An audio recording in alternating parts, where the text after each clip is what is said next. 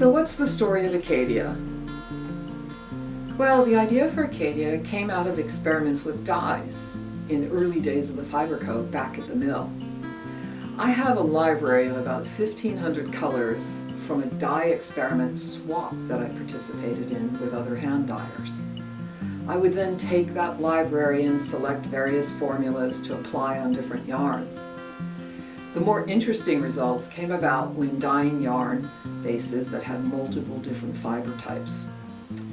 I found that silk produced really beautiful contrasts.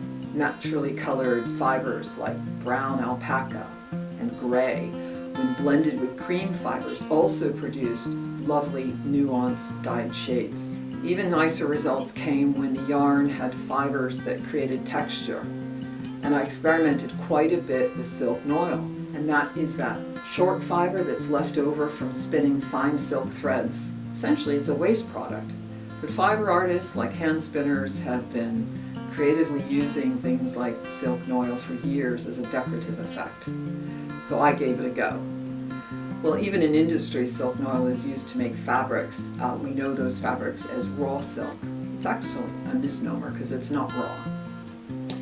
But the very first yarn that we created in the range used silk noil, and it was called Terra.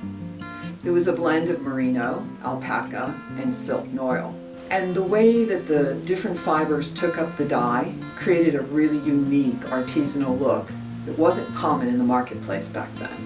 Customers loved the subtle duotones that I created across a range of nearly 50 shades. Terra was a single-ply yarn, and many customers started to ask us for the two-ply version. So this quest for a two-ply yarn ultimately turned into the yarn that we call Acadia.